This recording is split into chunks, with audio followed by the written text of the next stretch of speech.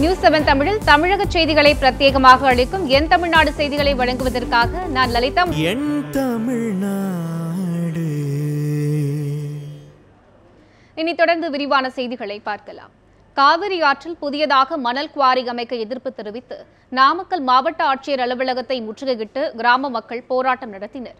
நாமக்கல் மாவட்டம் கொந்தளம் ஊராட்சிக்கு உட்பட்ட பொம்மலாபாளையம் பகுதியில் உள்ள காவிரி ஆற்றில் கடந்த 1986 முதல் 2002ஆம் ஆண்டு வரை தனியார் மணல் குவாரி செயல்பட்டு வந்தது. இந்நிலையில் பொதுப்பணித்துறை சார்பில் மீண்டும் அந்த பகுதியில் மணல் குவாரி அமைக்க முடிவு செய்யப்பட்டுள்ளதாக கூறப்படுகிறது. இதனை அறிந்த 200க்கும் மேற்பட்டோர் நாமக்கல் மாவட்ட ஆட்சியர் அலுவலகத்தை முற்றுகையிட்டனர். பின்னர் மாவட்ட வருவாய் அலுவலர் பழனிசாமியை நேரில் சந்தித்து கோரிக்கை மனு அளித்தனர். அதில் பொம்மலாபாளையம் பகுதியில் பெருமளவு மணல் அள்ளியதால் கடந்த சில ஆண்டுகளாக கடுமையான குடிநீர் பஞ்சம் ஏற்பட்டுள்ளதாக வேதனை தெரிவித்துள்ளனர். இந்நிலையில் மீண்டும் மணல் குவாரி அமைந்தால் விவசாயம் மோசமாக பாதிக்கப்படும் என்பதால் புதிய மணல் குவாரி அமைக்க அனுமதி வழங்கக்கூடாது என்றும் வலியுறுத்தியுள்ளனர். ஒரு நாள் விட்டு ஒரு நாள் தான் பஞ்சாயத்திலேயே தண்ணி வருது. ஆனால் அதை சொன்னால் யாருமே இதுன வரைக்கும் அந்த ஸ்டெப் எடுக்கல. மணல் அள்ளி நாங்கள் மணலில் அள்ளுவோம் கண்டிப்பா அப்படின்னு சொல்லி எங்களுக்கு தகவல் வந்தது. அதனால ஊர் பொதுமக்கள்லாம் கூட்டம் போட்டு ஒன்று சேர்ந்து இந்த மணல் அள்ள வேண்டாம், ஏற்கனவே 15 வருஷம் மணல் அள்ளி ஆற்றில் தண்ணி இல்லாமல் இல்லை ஓடை தான் இருக்குது, அதனால இப்போ இருக்கிற ஒரு 5 அடி தண்ணீரும் மழைநல்னா சுத்தமாக போயிரும்னு சொல்லி மக்கள்லாம் வேண்டான்னு சொல்லி சொன்னாங்க. ஆனால் இதை யாரும் பொருட்படுத்தாமல் நாங்கள் மணல் அள்ளி தான் தீருவோம் அப்படின்னு சொல்லி எங்கள் நேற்று தகவல் கொடுத்தாங்க. சேலம் மாவட்டம் தலைவாசல் அருகே நாவக்குறிச்சி பெருமாள் கோவிலில் 16ஆம் நூற்றாண்டைச் சேர்ந்த 9 ஐம்பொன் சிலைகள் கண்டெடுக்கப்பட்டுள்ளன. சிலைகளை தொல்லியல் துறையிடம் ஒப்படைக்க எதிர்ப்பு தெரிவித்து கிராம மக்கள் சாலை மறியலில் ஈடுபட்டனர். தலைவாசல் அருகே நாவக்குறிச்சி கிராமத்தில் பழமை வாய்ந்த நாராயண பெருமாள் கோவில் உள்ளது. இக்கோவில் வளாகத்தில் உள்ள ஆஞ்சநேயர் சுவாமி பீடத்தை வாஸ்து முறைப்படி மாற்றி அமைக்க முடிவு செய்து பீடத்தின் அருகே குழி தோண்டியுள்ளனர். அப்போது குழியின் அடியில் நிலவரை இருப்பதை பார்த்த பக்தர்கள் பள்ளத்தை மேலும் தோண்டி பார்த்தபோது நிலவரைக்குள் பழங்கால ஐம்பொன் சிலைகள் இருப்பதை பார்த்து ஆச்சரியமடைந்தனர். தகவல் அறிந்த வருவாய்த்துறை மற்றும் இந்து சமய அறநிலையத்துறை அதிகாரிகள் நிலவரையை தோண்டி அதற்குள் இருந்த 16ஆம் நூற்றாண்டு விஜயநகர பேரரசு காலத்தைச் சேர்ந்த பழங்கால ஸ்ரீதேவி, பூதேவி, நைனபூரண நாராயண பெருமாள் உள்ளிட்ட 9 ஐம்பொன் சிலைகளை மீட்டெடுத்தனர். பின்னர் சுவாமி சிலைகளை தொல்லியல் துறையில் ஒப்படைப்பதற்காக வருவாய்த்துறையினர் எடுத்துச் சென்றனர். இதற்கு எதிர்ப்பு தெரிவித்து கிராம மக்கள் திடீர் சாலை மறியல் போராட்டத்தில் ஈடுபட்டனர். பின்னர் தாசில்தார் நடத்திய பேச்சுவார்த்தைக்கு பிறகு பொதுமக்கள் கலைந்து சென்றனர்.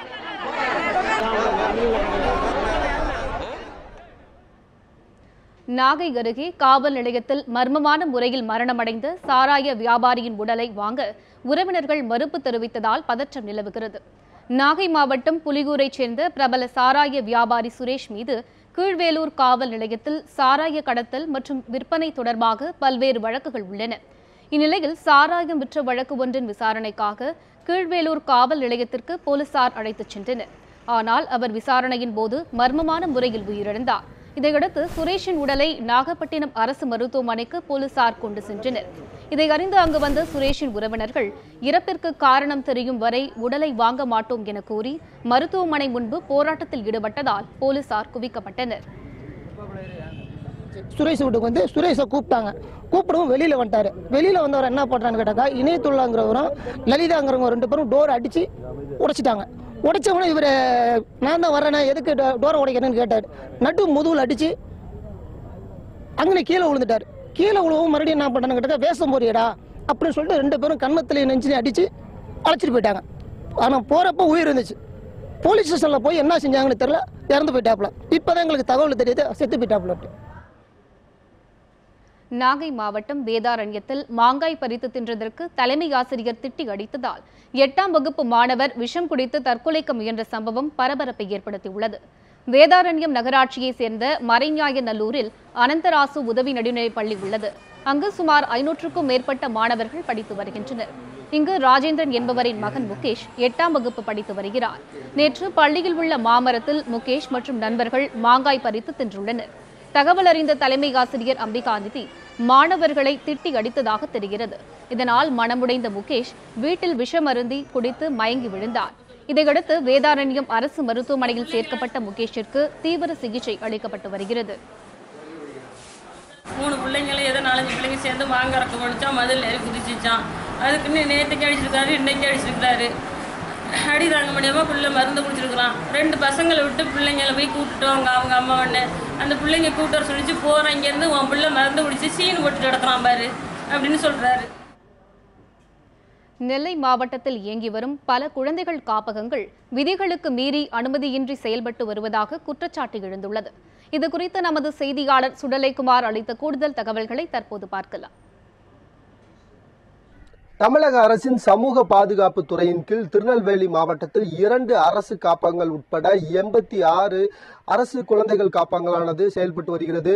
இதில் பார்த்தோமானால், அதாவது government of Tamil Nadu social defence என்ற இணையதளத்தில் பார்த்தோமானால் 36 குழந்தைகள் காப்பகம் மட்டுமே இங்கு செயல்பட்டு வருவதாகவும் திருநெல்வேலி மாவட்டத்தில் அதில் 918 ஆண் குழந்தைகளும் 988 பெண் குழந்தைகளும் 36 குழந்தைகள் காப்பகங்கள் மட்டுமே செயல்பட்டு வருவதாக government of Tamil Nadu social defence என்ற அந்த இணையதளத்தில் பதிவு செய்யப்பட்ட குழந்தைகள் காப்பகங்கள் மொத்தமாக 36 இருப்பதாக தெரிவிக்கப்படுகிறது. ஆனால் திருநெல்வேலி மாவட்டத்தில் 86 குழந்தைகள் காப்பகங்கள் செயல்பட்டு வருகிறது.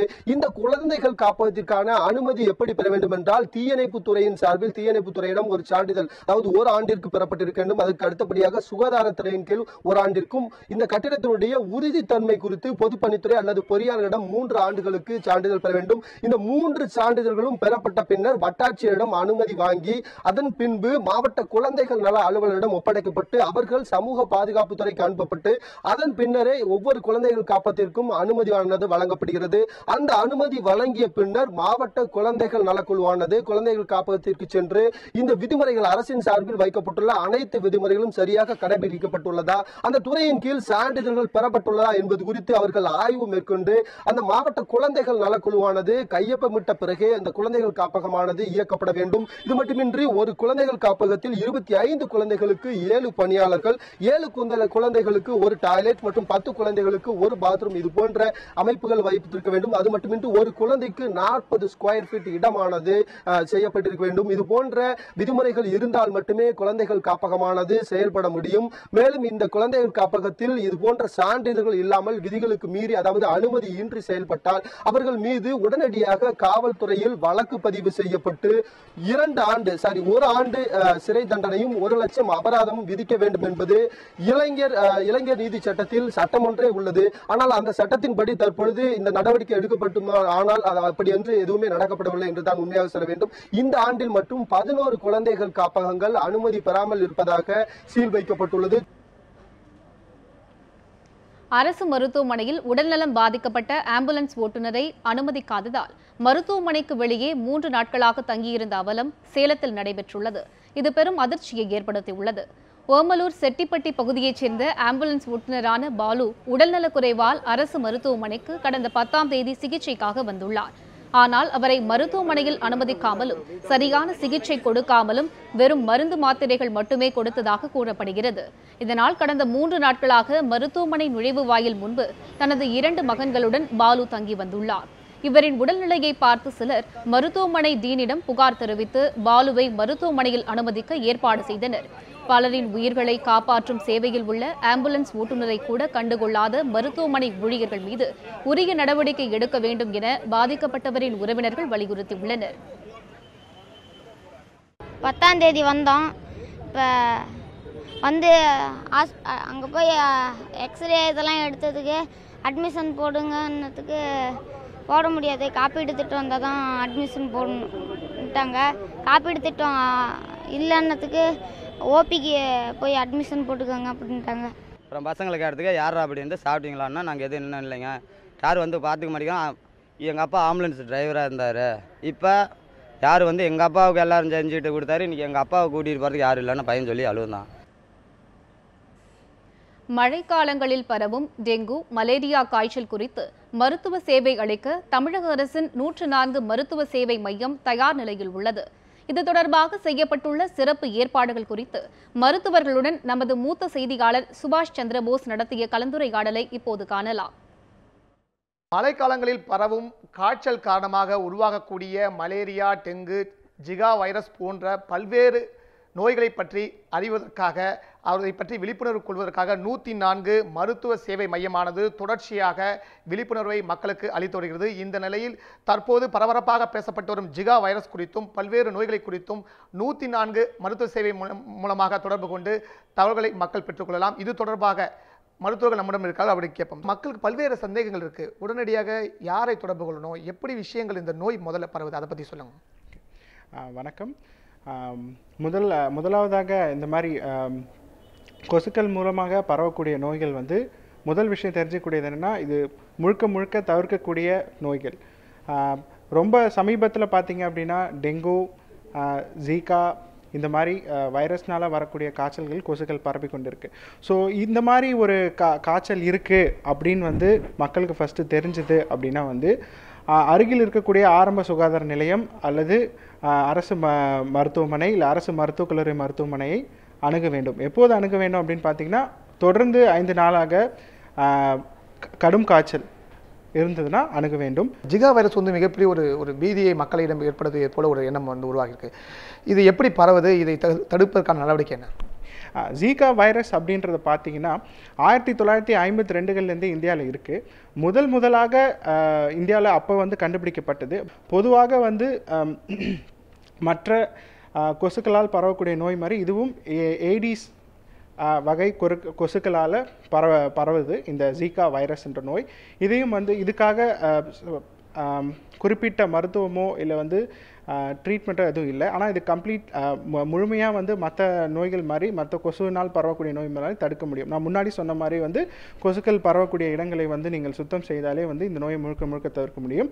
ஸோ என்னென்ன வகையில் ஃபஸ்ட்டு நீங்கள் ப்ரிஸ்கிரைப் பண்ணுறீங்க, மக்களுக்கு என்ன சொல்ல விரும்புகிறீங்க? இதில் பொதுவாக நம்ம மழைக்காலங்களில் ஏற்படக்கூடிய நோய் தொற்றுக்கு எல்லா விதமான ஐயங்களுக்கும் அல்லது எந்த விதமான மருத்துவ ஆலோசனை தேவை, என்ன விதமான பரிசோதனை செய்ய வேண்டும், இது போன்ற எல்லா தகவல்களுக்கும் 104 24 மணி நேரமும் அழைக்கலாம். என அருகில் இருக்கக்கூடிய இரத்த பரிசோதனை மையங்கள், அரசினுடைய ஆரம்ப சுகாதார நிலையம், பொது மருத்துவமனை, மருத்துவக் கல்லூரி, இப்படி எல்லா தகவல்களையும் 104 வழியாக பெறலாம். இதன் மூலமாக சுய மருத்துவம் அல்லது போலி மருத்துவம், தவறான மருத்துவத்தை தவிர்க்க வேண்டும்.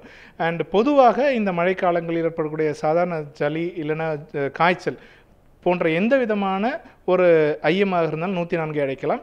அது மட்டுமல்லாது தங்கள் பகுதியில் சுகாதாரம் தொடர்பான ஏதாவது உதவிகள் தேவைப்பட்டாலும் 104 தொடர்பு கொண்டால் சேவை மேம்பாட்டு அலுவலர் உடனடியாக மாவட்ட அலுவலர்களுக்கு தகவல் அளித்து அதை தடுப்பதற்கான எல்லா விதமான தயாரிப்பு தமிழ்நாடு அரசினுடைய சுகாதாரத்துறை செய்திருக்கிறது.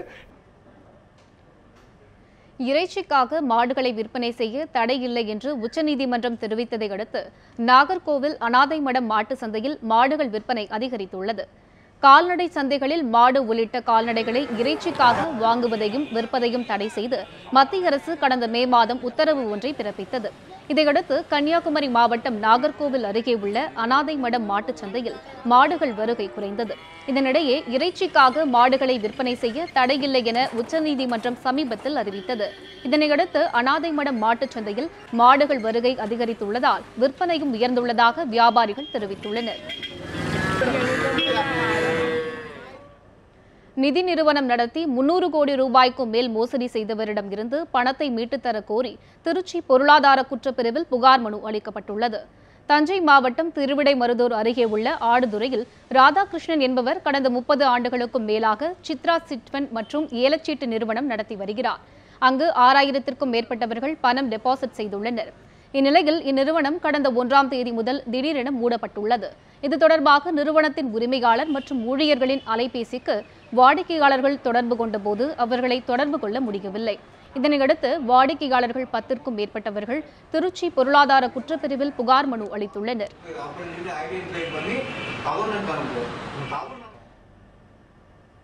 மாற்றுத்திறனாளிகளுக்கான நிதியுதவி வழங்குவதில் முறைகேடுகள் நடப்பதாக மாற்றுத்திறனாளிகள் கூட்டமைப்பு குற்றம் சாட்டியுள்ளது. மதுரையில் மாற்றுத்திறனாளிகள் கூட்டமைப்பு ஒருங்கிணைப்பு குழு உறுப்பினர் ராஜா செய்தியாளர்களை சந்தித்தார். அப்போது மாற்றுத்திறனாளிகளுக்கு அரசு சார்பில் வழங்கப்பட்ட உபகரணங்கள் யாருக்கும் பயனுள்ளதாக இல்லை என குற்றம் சாட்டினார். மேலும் எம்எல்ஏ நிதி உதவியில் இருந்து மாற்றுத்திறனாளிகளுக்கு உபகரணங்கள் வழங்கப்படும் திட்டத்தில் முறைகேடுகள் நடப்பதாகவும் ராஜா குற்றம் சாட்டினார். இந்த வீடியோ ஆதாரத்தின்படி மாவட்ட ஆட்சியர் ஒரு ஆணை வழங்கினார். கண்டிப்பாக இதை வந்து நான் கண்டிப்பாக பண்ணி கொடுக்குறேன்னு சொன்னார்.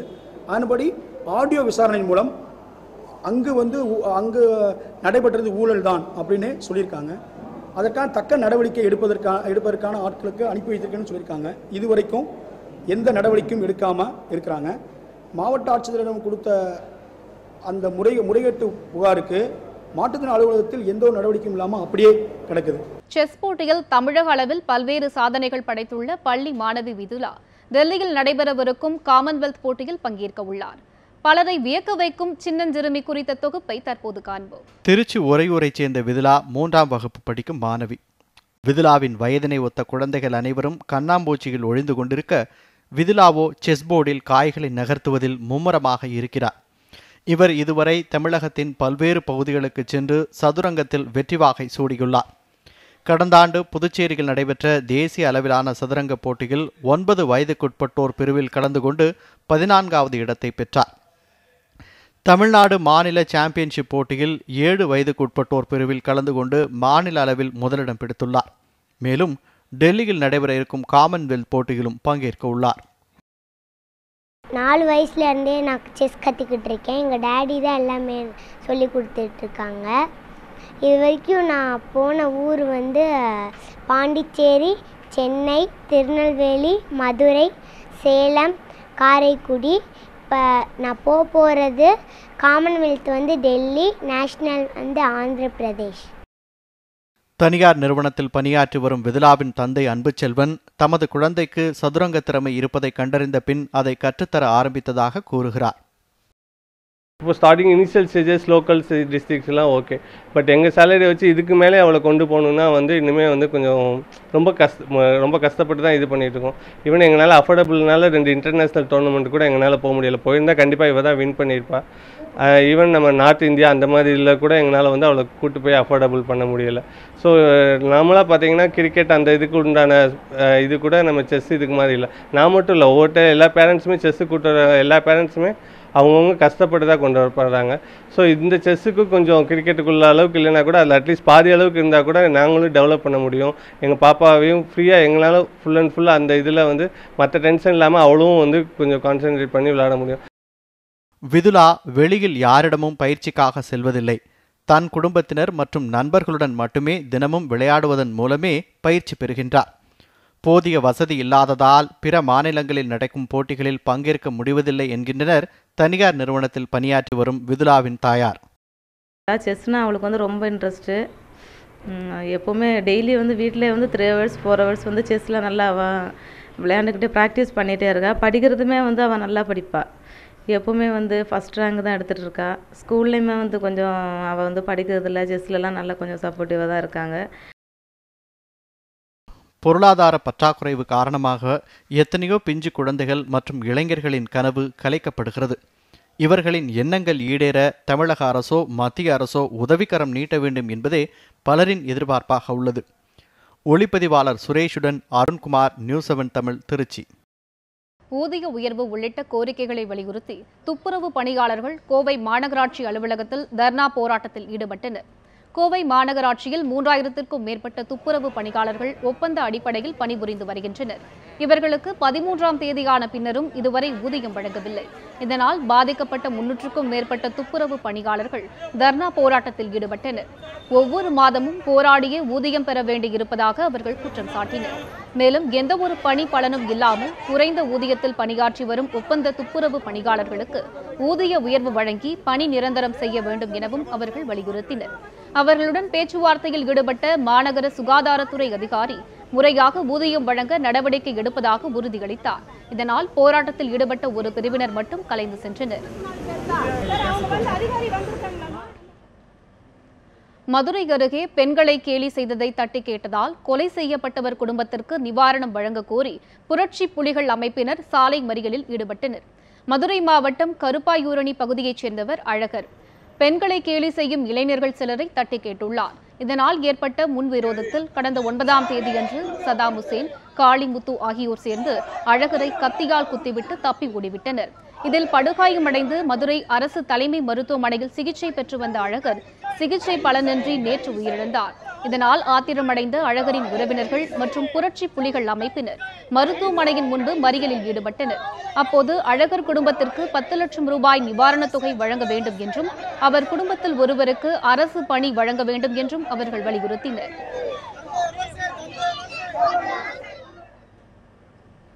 தொடக்க கல்வித்துறை சார்பில் நடத்தப்படும் சதுரங்க போட்டிகள் நாகர்கோவிலில் இன்று நடைபெற்றன. கன்னியாகுமரி மாவட்டத்தின் 52 பள்ளிகளைச் சேர்ந்த மாணவ மாணவியர் கலந்து கொண்ட இந்த போட்டியை மாவட்ட உதவி தொடக்க கல்வி அதிகாரி ஹரிகுமார் தொடங்கி வைத்தார். 3 சுற்றுக்களாக நடைபெற்ற இந்த போட்டியில் 120 மாணவ மாணவியர் பங்கேற்றனர். இன்றைய போட்டிகளில் வெற்றி பெற்ற 20 பேர் வரும் 17ஆம் தேதி நடைபெறவுள்ள மாவட்ட அளவிலான சதுரங்க போட்டியில் பங்கேற்க உள்ளனர். அந்த போட்டியில் வெற்றி பெறுபவர்கள் சென்னையில் நடைபெறும் மாநில அளவிலான போட்டியில் விளையாட தகுதி பெறுவார்கள் என அறிவிக்கப்பட்டுள்ளது.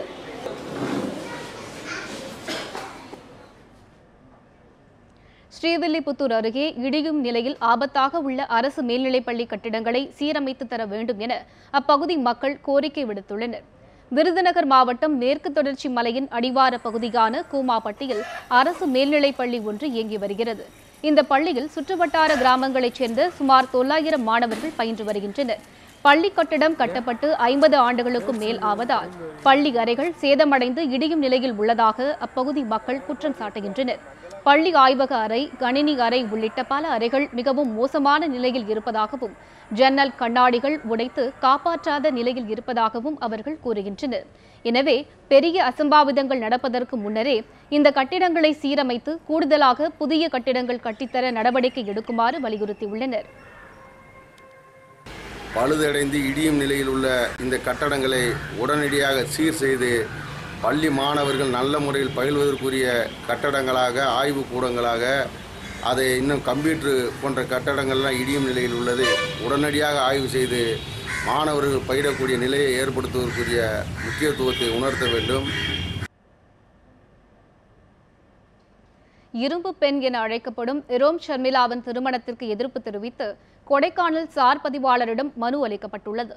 சிறப்பு ஆயுத சட்டத்திற்கு எதிராக மணிப்பூரில் அறவழி போராட்டம் நடத்தி வந்த இரோம் ஷர்மிளா தனது காதலரை பதிவு திருமணம் செய்வதற்காக கொடைக்கானல் சார் பதிவாளர் அலுவலகத்தில் விண்ணப்பித்தார். இந்நிலையில் பேத்துப்பாறையைச் சேர்ந்த சமூக ஆர்வலர் மகேந்திரன் என்பவர் இரோம் ஷர்மிளாவின் திருமணத்திற்கு எதிர்ப்பு தெரிவித்து இன்று கொடைக்கானல் சார் பதிவாளர் ராஜேஷிடம் மனு கொடுத்தார். பின்னர் செய்தியாளர்களிடம் பேசிய அவர் அமைதியை தேடி கொடைக்கானலுக்கு வந்த இரோம் ஷர்மிளாவை முதலில் வரவேற்றதாகவும் ஆனால் தற்போது அவரது பாதை மாறியுள்ளது என்றும் மகேந்திரன் குற்றம் சாட்டியுள்ளார். மேலும் இரோம் ஷர்மிளா இங்கு தங்கினால் கொடைக்கானல் மலைப்பகுதிகள் போராட்ட களமாக மாறும் என்றும் கூறினார். நான் மனு கொடுத்திருந்தேன் சார்பதிவாளருக்கு. அவங்க இங்க வரும்போது சொன்னது நான் மன அமைதிக்காக கொடைக்கானல் வந்திருக்கேன் அப்படின்னு சொன்னவங்க திருமணம் முடிஞ்ச பிறகு நான் கொடைக்கானலில் உள்ள பழங்குடியினருக்காக போராடுவேன்னு சொல்றது சர்வதேச சுற்றுலா தலமான கொடைக்கானல் அமைதியா அழகிய நகரமா இருக்கிறத மாத்தி ஒரு போராட்ட களமா மாற அவங்க துடிக்கிறாங்கிறத நிரூபிக்கிற மாதிரி இருந்துச்சு. அதனால அவங்க திருமணத்தை தடுத்து நிறுத்தி அவங்க கொடைக்கானலில் இருந்து அப்புறப்படுத்த வேண்டும் என்பது என்னுடைய தாழ்மையான கருத்து. அரசாங்கம் இதுக்கு ஆவணம் செய்யும் என்பதை நான் நம்புறேன். நெல்லை மாவட்டம் களக்காடு அருகே டெங்கு காய்ச்சல் பாதித்த பெண் பரிதாபமாக உயிரிழந்த சம்பவம் பெரும் சோகத்தை ஏற்படுத்தியுள்ளது. களக்காடு அருகே உள்ள தெற்கு புளியங்குளத்தில் தற்போது 70க்கும் மேற்பட்டோர் டெங்கு காய்ச்சலால் பாதிக்கப்பட்டுள்ளனர். இந்நிலையில் தியாகராஜன் என்பவரின் மனைவி சுசீலாவிற்கு கடந்த 1 வாரமாக கடுமையான காய்ச்சல் இருந்து வந்தது. அவர் மேல் சிகிச்சைக்காக நெல்லை அரசு மருத்துவமனையில் அனுமதிக்கப்பட்டார். அங்கு சிகிச்சை பலனளிக்காமல் சுசீலா பரிதாபமாக இறந்தார். இதனையடுத்து திருக்குறுங்குடி அரசு ஆரம்ப சுகாதார நிலைய மருத்துவக் குழுவினர் தெற்கு புளியங்குளத்தில் முகாமிட்டு நோய் தடுப்பு பணிகளில் தீவிரமாக ஈடுபட்டுள்ளனர். மேலும் அனைத்து பகுதிகளிலும் கொசு ஒழிப்பு மருந்து அளிக்கப்பட்டு வருகிறது.